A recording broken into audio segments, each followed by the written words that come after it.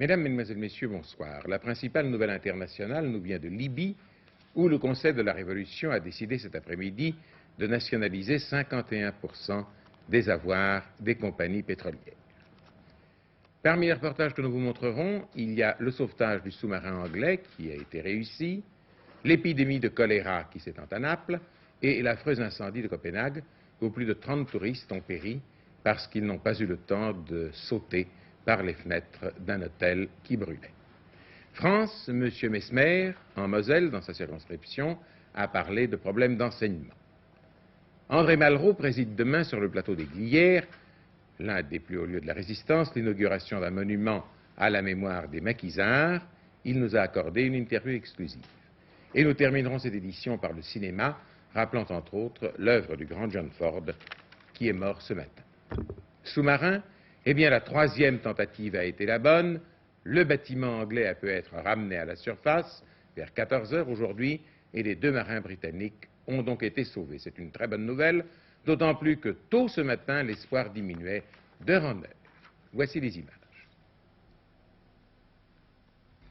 Sauvés. Roger Chapman, 28 ans, et Roger Mallinson sont sauvés. La course contre la montre pour secourir les deux sous-mariniers s'est finalement achevée par un succès après 3 jours d'attente où désespoir et optimisme ont alterné. Le Pisces 3, le sous-marin de poche, effectuait la pose d'un câble au large de la côte sud de l'Irlande lorsqu'un filin de traction s'est rompu. Le submersible s'est alors enfoncé dans la vase gluante, reposant ainsi par 500 mètres de fond. Les secours devaient très vite s'organiser, mais la tempête faisait rage dans l'Atlantique. C'est ainsi que les premières tentatives de sauvetage ont échoué. Il fallait d'abord repérer le Pisces 3, et pour cela, Chapman et Mallinson ont chanté pendant des heures, espérant ainsi être captés par les sonars des bateaux sauveteurs. Chanter devait aider les deux hommes à garder le moral, mais aussi devait enfin permettre d'être localisés. Restait à ramener à la surface le Pisces 3. Les sauveteurs pensaient qu'il suffirait d'accrocher un filin à la coque du sous-marin pour le décrocher des fonds. Mais c'était oublier que le Pisces 3 pèse quelques 18 tonnes. Il fallait donc trouver une autre solution. Mais les heures passaient et les réserves en oxygène s'amenuisaient. Chapman et Mallinson ne pouvaient respirer, ne pouvaient vivre que jusqu'à ce midi. Ce matin, ils semblaient en bonne forme. À 9 heures commençait l'opération de la dernière chance, et c'est un grappin perfectionné en forme de parapluie qui devait sauver la vie des deux hommes. Le Pisces 3 s'est alors soulevé, et petit à petit, en 3 heures de temps, le sous-marin de poche refaisait surface. Chapman et Mallinson étaient sauvés.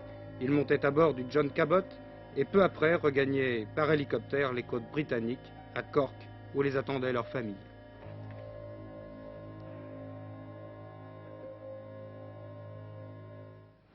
Naples, la propagation du choléra a atteint les proportions d'une épidémie. La 9e victime de la maladie a été emportée hier. Une vive tension régnait dans la ville où il a fallu faire venir d'urgence 350 000 doses de vaccins supplémentaires. Si les choses se présentent un peu mieux aujourd'hui, samedi, une violente manifestation n'en a pas moins eu lieu à Naples. Voici, encore une fois, les images. En réclamant les produits qui lui font défaut, au cri de « des vaccins, des sulfamines », pendant des heures, hier, la population de Torre del Greco, une ville située à 10 km de Naples, manifeste violemment sa peur. À Torre del Greco, pour cause de congé annuel, presque toutes les pharmacies sont fermées. Les rares ouvertes n'ont que peu de médicaments. Manque de ravitaillement aussi, toute la journée. Les habitants se pressent aux grilles d'un camp américain pour obtenir un peu d'eau gazéifiée. Ici, comme dans toute la région, l'eau de la ville signifie maintenant danger. En fin de soirée, l'agressivité monte, la colère enfin explose.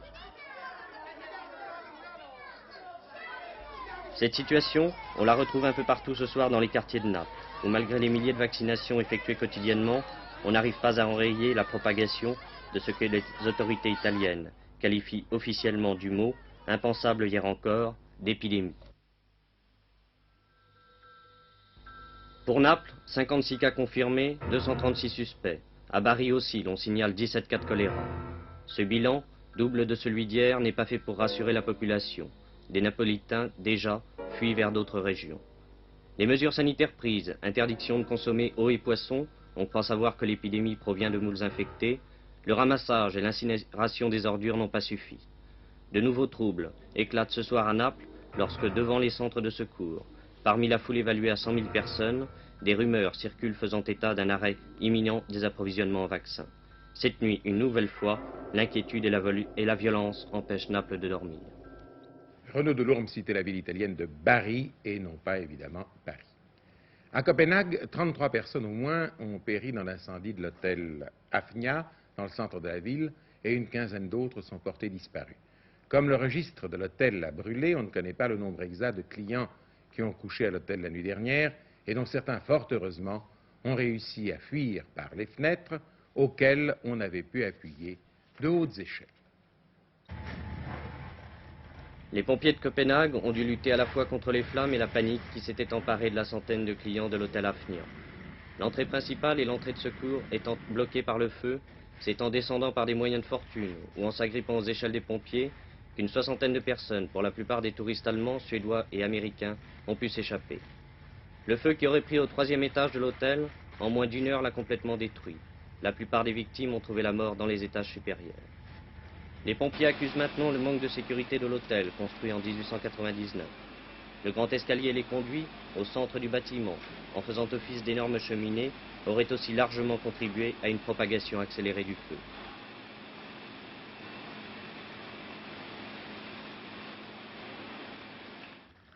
France, M. Mesmer, qui effectue un voyage en Moselle, son département, a présidé à Phalsbourg la séance de clôture de la semaine de l'enseignement catholique. Vous savez qu'en France, celui-ci compte environ 2 millions d'élèves.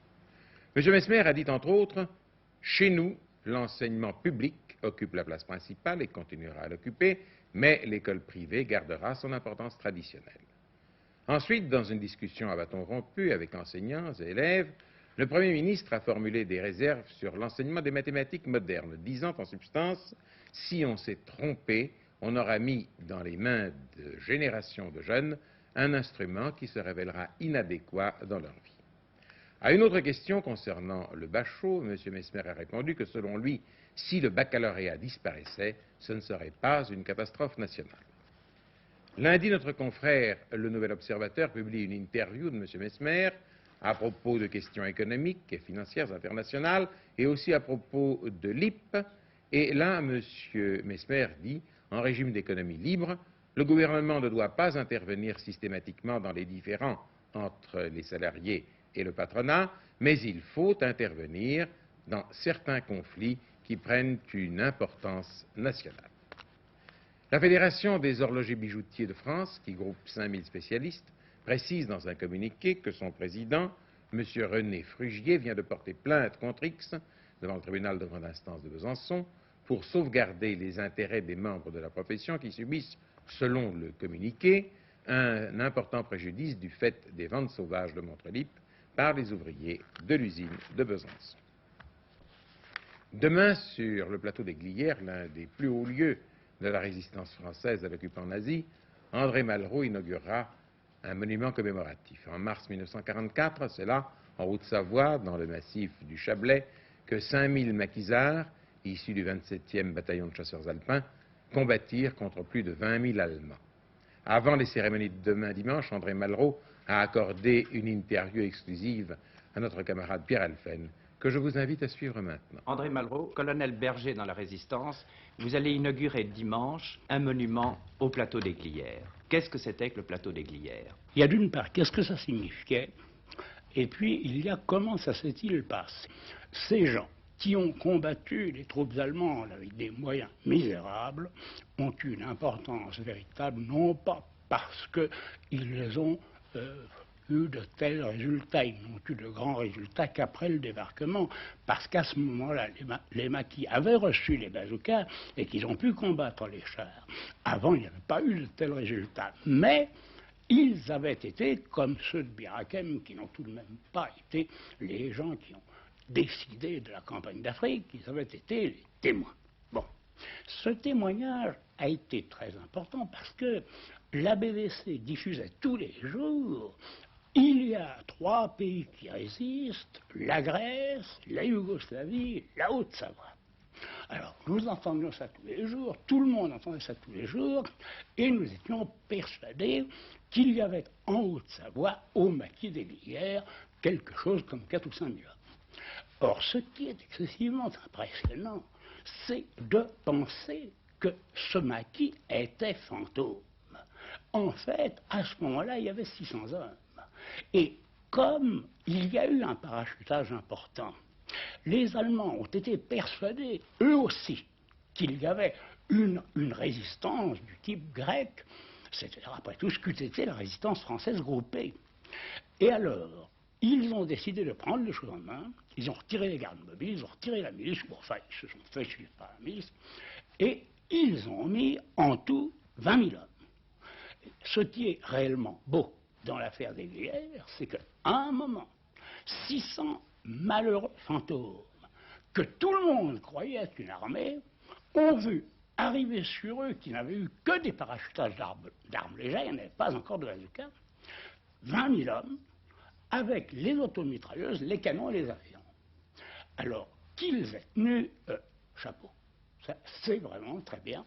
Et ce qu'il faut absolument considérer, c'est le côté étonnant de tout ça, parce que comme les Allemands ne savaient pas où ils étaient, les Glières c'est grand, ils croyaient toujours qu'ils étaient ailleurs.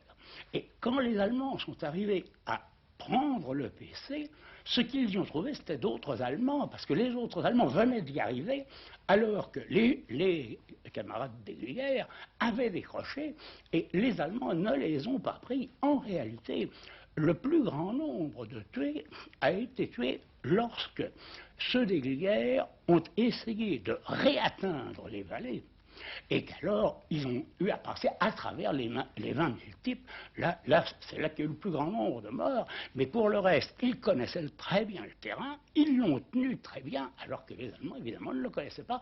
Alors, les Allemands ont fait du pilonnage, bien entendu, les vallées étaient éclairées par les chalets qui brûlaient comme des torches, mais pendant ce temps-là, les types n'étaient plus dans les chalets. Alors, il y a donc cette première chose assez impressionnante, c'est que le fameux terme d'armée des ombres s'appliquerait là vraiment mieux que partout ailleurs et admirablement.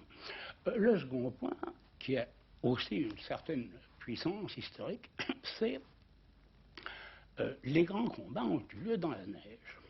Or, on pourrait dire que ce qui a été le désastre pour les Glières, ça a été la trahison de la neige, parce que ils ont tenu toute la nuit. Mais quand ils ont commencé le décrochage, le jour s'est levé, et ce qui les a trahis, c'était les traces dans la neige. Et presque tous ceux qui ont été tués, parce qu'ils combattaient 1 contre 50, les troupes allemandes suivaient les traces. Alors, il y a eu une journée entière où des unités extrêmement bien armées, des troupes allemandes, étaient à leur tour sur le plateau et suivaient à la trace les maquisards invisibles, mais à la fin, ils ne l'étaient plus, parce qu'on finissait par les rejoindre. Alors, ceux qu'on n'a pas pu rejoindre, parfait, les autres sont morts, parce que, je répète, ils ont combattu alors 1 contre 50. Et alors, une des autres choses qui sont belles dans cette histoire, c'est, au début, les maquisards attaquaient eux-mêmes les vallées. Et ils étaient descendus sur l'un des villages pour délivrer leurs prisonniers. Ils les ont délivrés et le chef, qui s'appelait Tom Morel, a été tué. Alors, il y a eu l'enterrement du lieutenant Morel aux Glières, à travers la neige. Et quand l'enterrement, ils avaient mis un drapeau à la croix de Lorraine, là où est maintenant le monument. Et quand la longue file des maquisards suivant le cercueil a commencé à marcher pour aller ensevelir le cercueil, toutes les églises de la vallée qui s'étaient fait prévenir se sont mises à sonner le glas. Et la file a marché pendant une demi-heure toute seule dans la neige. Alors là, les Allemands étaient bien loin, n'est-ce pas? Il n'y avait rien que la neige, le chef mort, les types qui suivaient, et toutes les églises de la vallée qui s'appellent là. C'est d'autant plus beau que c'est le premier grand combat de la résistance à une époque où la France était encore occupée, puisqu'on était en mars 1944. C'est dans ce sens-là que je vous disais, leur valeur est d'avoir été des témoins. En annonçant cette interview d'André Malraux par Philippe Elfen, je vous ai dit 5000 maquisards, je me suis trompé, je voulais dire 500. André Malraux a dit 600, 5 à 600, mais certainement pas 5000, comme je vous l'ai dit, excusez-moi. Chili, depuis plusieurs semaines, vous le savez, une vive tension y a régné, mais si de nombreuses difficultés économiques et politiques menacent encore, le gouvernement paraît, du moins l'ambiance paraît être à un certain apaisement. Malgré les difficultés, le président Allende arbore toujours une mine réjouie lorsqu'il arrive au palais de la Moneda, l'Élysée chilien. Et il aime souvent à faire à pied les derniers 100 mètres sous les applaudissements de ses partisans. Une fois de plus, M. Allende vient de se tirer avec habileté de la crise gouvernementale, la troisième depuis le début de cette année, crise provoquée par la démission de 3 généraux du cabinet. Don Salvador, comme on l'appelle, a plus d'un tour dans son sac et il est parvenu à obtenir cette fois encore l'indispensable participation des militaires à son gouvernement. Ils sont de moindre importance, certes, que leurs prédécesseurs, mais ils permettent essentiellement de ne pas bloquer toute possibilité d'accord avec le Parti démocrate chrétien qui constitue le gros de l'opposition au Congrès, opposition majoritaire qui a déclaré illégitime et inconstitutionnelle l'action du gouvernement de gauche de M. Allende. Mais ce remaniement, qui n'est qu'un replâtrage, ne résout pas la crise politique, sociale et économique dans laquelle se débat le régime allendiste. Cependant, le fer de lance de la grande offensive actuelle contre le gouvernement Allende, ce sont les transporteurs en grève depuis plus d'1 mois et dont le mouvement a déjà paralysé complètement la province, sinon la capitale. Ils ont organisé des soupes communes dans leur permanence, leurs dirigeants siègent sans discontinuer. Ils ne veulent pas céder, ils ne reprendront le travail que si le gouvernement se plie à leurs exigences et à leurs demandes de garantie légale. Est-ce pour ne pas trop effrayer le bourgeois, la riposte des travailleurs et prolétaires dans leur ensemble fidèle au gouvernement de gauche de M. Allende apparaît plus faible que jadis. La rigueur de l'hiver austral y est peut-être aussi pour quelque chose, mais on note un certain manque d'enthousiasme parmi les troupes de l'unité populaire. Et même les discours de leurs dirigeants ont perdu quelque peu de leur ardeur révolutionnaire, dans le fond, sinon dans la forme. À Tripoli, Libye, un grand absent aujourd'hui aux cérémonies anniversaires de la Révolution, le colonel Kadhafi. Notre confrère Le Monde écrivait cet après-midi, le colonel aurait démissionné, déçu de toutes ses fonctions. Mais en fin d'après-midi, on a pu penser que son absence était peut-être due à l'importante décision prise par le Conseil de la Révolution libyenne, nationaliser 51% des avoirs des compagnies pétrolières étrangères installées en Libye. La mesure touche entre autres Texaco, Standard Oil, Esso et Royal Dutch Shell. Bien qu'assez attendue, la décision aura certainement des répercussions dans le monde occidental. La Libye produit en effet 120 millions de tonnes de pétrole chaque année et, par exemple, pour ne prendre que cet exemple, mais c'est celui qui nous concerne, 10% environ de l'approvisionnement français dépend du pétrole libyen. À Moscou, l'historien Yakir et l'économiste Krasine ont été condamnés à 3 ans de privation de liberté, suivis de 3 années de déportation, le tribunal ayant ainsi suivi le réquisitoire du procureur général. C'est là un jugement qui fera couler beaucoup d'encre. 100 000 Anglais se sont rendus aujourd'hui non pas sur les bords de la Tamise pour s'y jeter, contrairement au dicton des Bridgers, lorsqu'on ne joue pas à tout assez vite, mais au stade de Wembley. Il ne s'agissait pourtant pas de sport. En fait, ils avaient rendez-vous avec l'évangéliste américain Billy Graham, qui ne s'était pas produit à Londres depuis 6 ans, époque à laquelle, vous vous en souvenez peut-être, il avait eu quelques ennuis avec des pécheresses professionnelles. Comme nos amis britanniques, nous allons retrouver Billy Graham.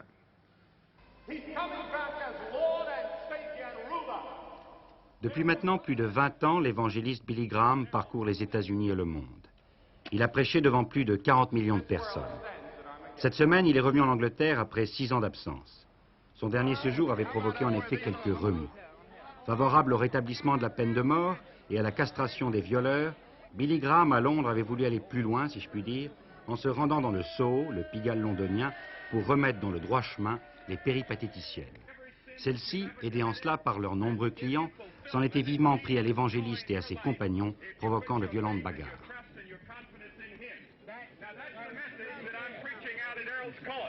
And I came here tonight to ask you to come to Earl's Court. We're there every night at 7:30 except Sundays. And I really came down expecting to shake hands. Goodbye.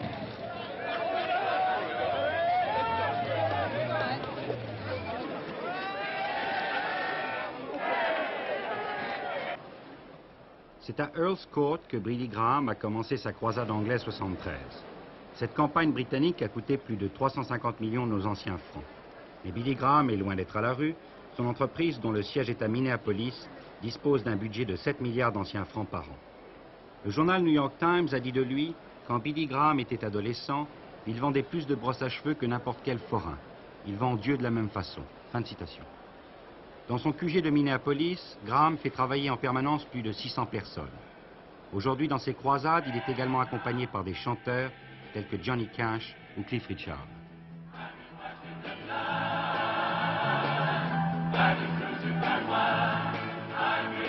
Des riches, mais également des dirigeants, il a été l'ami de tous les présidents américains depuis la guerre, exception faite de Kennedy. Nixon a dit de lui que c'était l'un des plus grands leaders de notre temps. Ce qui a fait dire à la presse américaine, Billy Graham, c'est le Rasputin de Nixon. Voici ce que pense l'évangéliste de Nixon. Il est mon ami depuis de longues années et je chéris beaucoup cette amitié. Mais parce qu'il est tant occupé par son travail, je ne l'ai pas beaucoup vu depuis 2 ou 3 ans.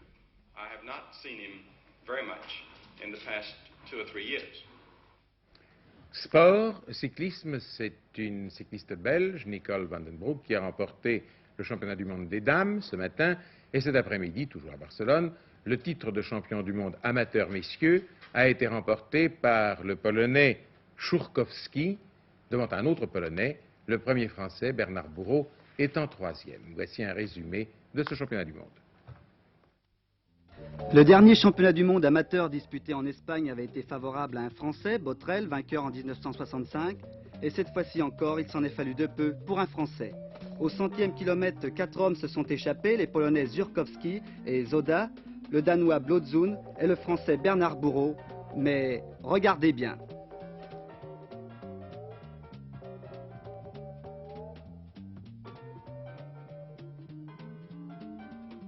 Il reste 2 km à parcourir. Szurkowski a démarré, à gauche là-bas. Son compatriote Zoda ne fait évidemment aucun effort. Le Danois et le Français hésitent. Szurkowski, là-bas à gauche de la route, s'en va conquérir un titre de champion du monde mérité. Szurkowski a 27 ans, il est conducteur de camion et est considéré comme l'Eddy Merckx des pays de l'Est. Il n'a jamais pu réaliser un vœu le plus cher, passer professionnel. 35 secondes plus tard, Zoda prendra la 2e place. Bernard Bourreau est une fois de plus 3e. Il a déjà terminé 3e du Tour de l'Avenir et 3e du Tour d'Italie amateur. Le Danois Blodzun est 4e. Un 2e titre de champion du monde sur route pour les Polonais.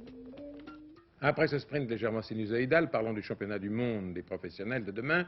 Verrons-nous le titre être enlevé par l'un des deux grands, Merckx ou Ocaña? L'Italien Basso conservera-t-il le maillot arc-en-ciel qu'il a gagné l'année dernière? Depuis Rick Van Looy en 60 et 61, aucun coureur n'a réussi le doublé.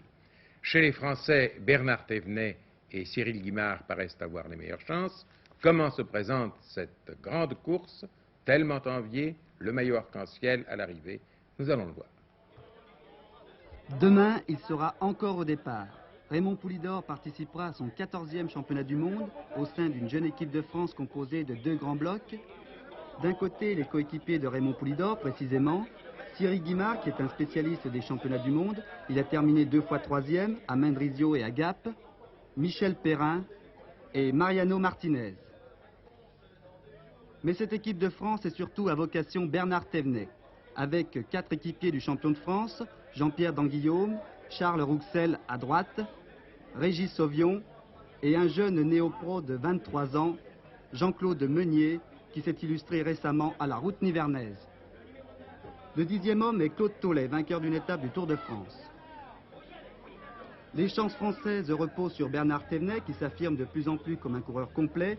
Ses récentes victoires à la Cipale, par exemple, ont prouvé que Thévenet peut s'imposer dans n'importe quelle condition et pourquoi pas dans un championnat du monde.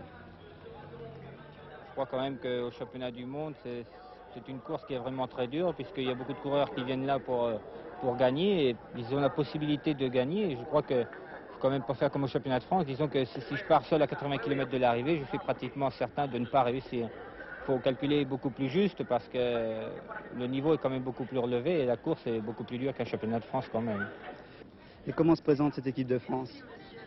Mais je crois que c'est une bonne équipe quand même, parce que de plus en plus le cyclisme français s'affirme. Alors je crois que nous aurons quand même une très bonne équipe cette année. Oui, les jeunes loups français ont les dents longues, mais demain, pour être champion du monde, il faudra battre avant tout Eddy Merckx, super favori et favori de Jacques Anquetil. Avant le championnat du monde, vous pouvez donner votre tiercé aussi? Le tiercé, ce sera difficile, mais enfin, je crois que le favori numéro 1 des championnats du monde, ce sera encore Eddy Merckx. Ensuite, mettons Ocaña et pourquoi pas Cyril Guimard. S'adhère sentimental, Poulidor. Demain, réouverture de Longchamp et réapparition d'Al-Défense, la merveilleuse gagnante du prix de Vienne. Le tiercé est fort intéressant, bien qu'il n'y ait que 10 partants. En descendant l'échelle des poids, nos confrères spécialisés citent spécialement le numéro 1 Calisson, le numéro 3 Rock Hill, le numéro 6 Figeac et le numéro 7 Wearwell. L'un des plus grands metteurs en scène de l'histoire du cinéma, John Ford, est mort à l'âge de 78 ans. Parmi ses 126 films, beaucoup sont devenus des classiques: Le Mouchard, La Chevauchée fantastique, Les raisins de la colère, La route du tabac, Fort Apache, L'homme tranquille, Les cavaliers, j'en passe et d'aussi bon. John Wayne, qui tourna plusieurs fois sous sa direction, disait de lui: Ford laisse à la caméra la tâche de raconter l'histoire et il ne laisse pas cette tâche au dialogue. En somme, l'image prime la parole. C'est un poète de la caméra.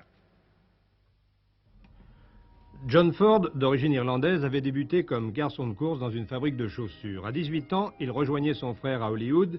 Il tournait son premier film comme metteur en scène à 24 ans. Le Mouchard, en 1935, était sa première grande réalisation.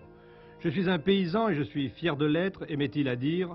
L'amour des hommes et de la terre se retrouve dans toute son œuvre, notamment dans deux grands films, Qu'elle était verte ma vallée et Les raisins de la colère, dont la vedette était Henry Fonda. Ces deux films lui valaient 2 Oscars. Les plus grands acteurs ont travaillé sous sa direction, ici Clark Gable et John Wayne. John Wayne, un des interprètes préférés de John Ford, avec qui il a tourné notamment dans Fort Apache, Rio Grande et L'homme tranquille, où il avait pour partenaire Maureen O'Hara. John Ford portait un bandeau sur l'œil depuis 25 ans. Une particularité, il était amiral de la marine américaine. La première chaîne consacrera incessamment une édition spéciale aux grands cinéastes disparus. Le comédien Pierre Clémenti, qui fit un séjour de 18 mois de prison préventive en Italie avant un non-lieu, publie un livre, quelques messages personnels, un témoignage sur sa vie d'homme incarcéré. Voici Pierre Clémenti, rencontré par Arlette Javel, au cours du tournage du film L'ironie du sort, dont il est, lui Clémenti, la vedette.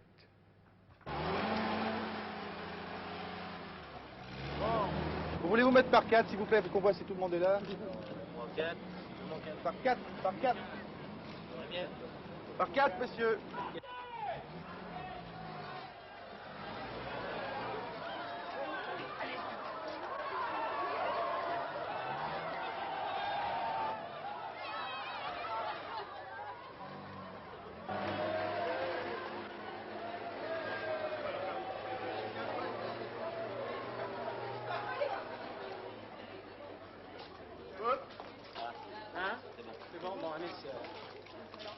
C'est une histoire qui commence ici, à Nantes, dans les derniers moments de l'occupation. La situation est la suivante. Un jeune homme qui s'appelle Antoine est chargé d'abattre un officier allemand, parce que cet officier est sur la piste du réseau de résistance dont il fait partie. Alors à partir de cette hypothèse, cette situation de départ, il y a deux possibilités. Ou il abat l'officier, ou il ne l'abat pas. Non pas de son propre mouvement, c'est le hasard qui fait que dans un cas il pourra le faire, dans l'autre il ne pourra pas. Et ce qui est étudié dans ce film sont les réactions en chaîne, si vous voulez, qui découlent de ces deux hypothèses-là. C'est-à-dire dans un cas, bon, il abat l'officier allemand, il est lui-même pris, condamné à mort, la fille qu'il aime, qui s'appelle Anne, est désespérée parce qu'elle est certaine que son bonheur était avec ce garçon, et qu'elle ne sera plus jamais heureuse. Or, en réalité, elle épouse le meilleur ami de ce garçon-là, avec lequel elle est au contraire très heureuse. Dans l'autre hypothèse, il n'abat pas l'officier allemand. C'est son ami qui se trouve fait prisonnier, puis fusillé. Il épouse la femme qu'il aimait, qui est très malheureuse, avec lui d'ailleurs, ce qui montre, enfin j'espère, que le destin est une chose bien. fragile et bien difficile à diriger et à comprendre. Oui. On va répéter, mes enfants. Qu'est-ce qui vous est arrivé, Antoine? Oh, rien d'original. Souvent en vacances, on rencontre un garçon, une fille. Il skie comme un dieu, elle monte merveilleusement à cheval. Ils sont accordés au paysage.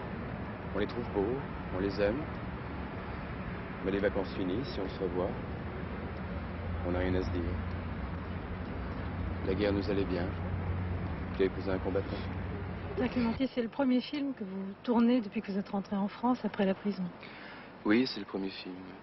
Vous l'avez choisi? Oui, je l'ai choisi pour une raison, c'est que c'était un film sur la résistance et que je crois que quand on sort de prison, on est aussi amené à l'intérieur à faire de la résistance. C'est la prison qui vous a appris la solitude et la méditation? Oui, parce que je crois que quand on vit 22 heures sur 24, seul, il y a beaucoup de transformations au niveau de l'âme. Alors cette manifestation, où elle se transforme par la violence, ou par la destruction, ou par la création. Je crois que ce qui est important, c'est de faire les choses que j'aime et de continuer certains objectifs que je me suis fixés, je pense. J'aimerais bien, avec quelques amis, pouvoir organiser des spectacles, des conférences, des concerts dans les prisons, donner un matériel culturel à des jeunes prisonniers pour qu'eux aussi ils puissent trouver à l'intérieur des prisons une envolée. Au niveau de l'esprit, au niveau de la création. Et ça, je vais essayer petit à petit à créer un véhicule qui permettra peut-être, parce qu'on aura un ministre de la Justice qui comprend ce qui peut se passer, car il est certain que quand on est dedans, c'est un esprit de destruction et c'est pas un esprit de création. Le cinéma est une chose suffisamment importante à l'heure actuelle dans le domaine de l'information, de la communication, de la révélation et même de la prophétie, pour être axé non pas à une centaine d'initiés, mais à des gens dont une nouvelle écriture pourrait révéler les mêmes choses. Au lieu de les révéler à 50 personnes, on les révèle à des millions de gens. Notre édition est terminée. N'oubliez pas, vers 22h40, 22h45, 24 heures dernière, qui vous sera présentée par Patrice Duhamel. Je vous souhaite donc une très bonne soirée. Merci.